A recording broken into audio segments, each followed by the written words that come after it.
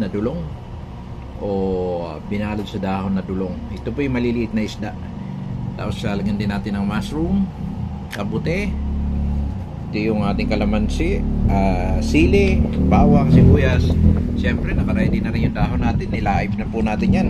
Papais po tayo or gagawa tayo ng binalot sa dahon na dulong. Ito, hahaluin na po natin yung dulong. Nabili po natin ng 120 kalahating kilo ang dulong sa palengke.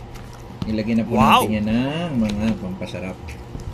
Haluin lang natin. May paminta, pampasarap, asin, syempre. Tapos ngayon, maghahalo tayo ng sibuyas at saka bawang. Okay? Ngayon, hihiwain po natin yung sili. Naglagay po tayo ng 3 sili.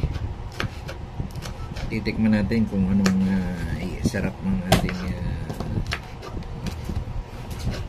malalasap yan. Sariling version lang po ito. Tapos bawang, maghihiwa na rin tayo ng bawang, sibuyas. Hiwa na rin po natin yung bawang. Maliliit lang pong bahagya yung bawang. Ayan. Hiwain na din po natin yung kalamansing 3. Ito po yung pampalasay. Sariling version po ito ng pinais na dulong. Sariling version po natin yan, mga katiyan. Good morning, good morning. Ngayon po ay ating pipigain na. Ito na may pang sarili. Kinamay na natin. Pigayin na po natin yung 3 pirasong kalamansi. Tapos ilalagay na rin po natin itong mga ingredient, bawang, sibuyas. Halo-haloin na po natin. Ayan, at haluin po natin yan para po magsanib puwersa na yung lasa ng ating pinais na dulong ala Renz. Ayan po.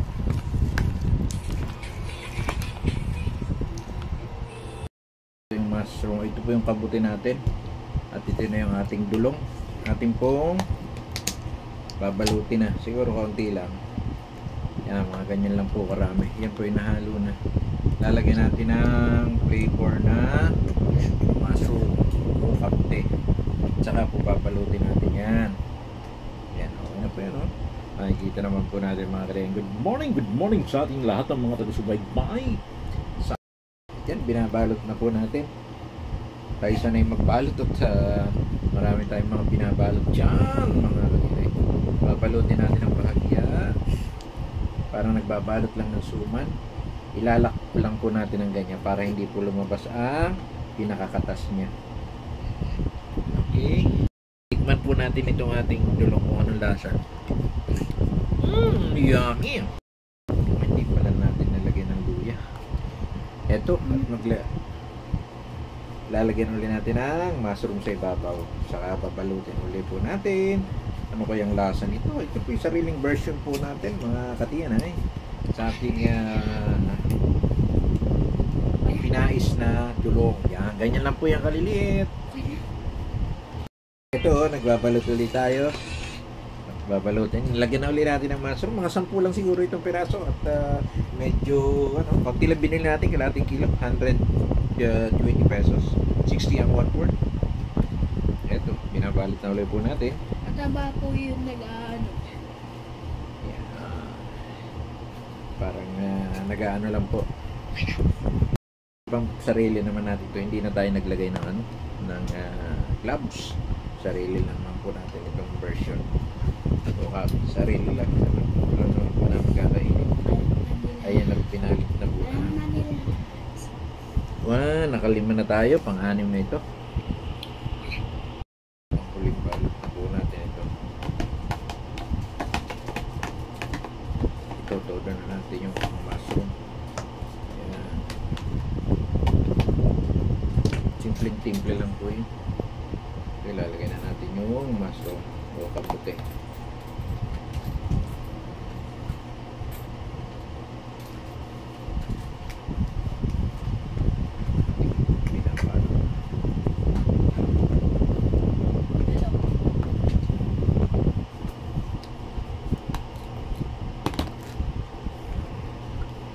Ito yung huling-huli natin. Marami yung huling-huli natin dahil may mushroom.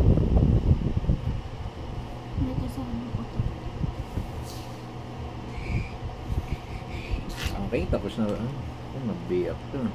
Yung lutuan. Kaldero. Kaldero ng aking misis na napakadami ng kanyang kaldero. Ihahanay na po natin yan. Ayan, 10 po yung nagawa natin. Ating hinanay na ng maigi ang mga katiyan.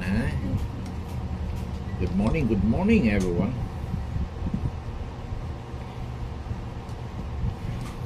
Kala mo nagluto lang ng suman. Yan po, nahanay na natin. Nalagyan pala po natin ng luya sa ilalim para lang pantanggal ng lansa. Tapos lalagyan din po natin ng sukang tuba. Yan. Lalagyan na din po natin ng sukang tuba.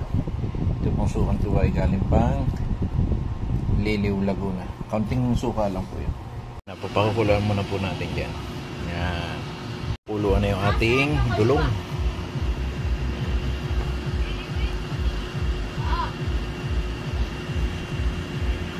Ang bango. Amoy nyo na ba? Okay na yung ating pinais na dulong. Ating inaantabayanan pa at yun yung mga isang oras ko sigurong lulutuin para lutong-luto. Iigahin ko yung sabaw na yan mga kariyan. Good morning, good morning. Nandiyo sa isang oras natin pinakulo ng ating pinais na luto na po. Ito na po yung ating pinais na dulong mga kariyan. Luto na po. Ating tikman nga. Yummy! Ayos na, masarap.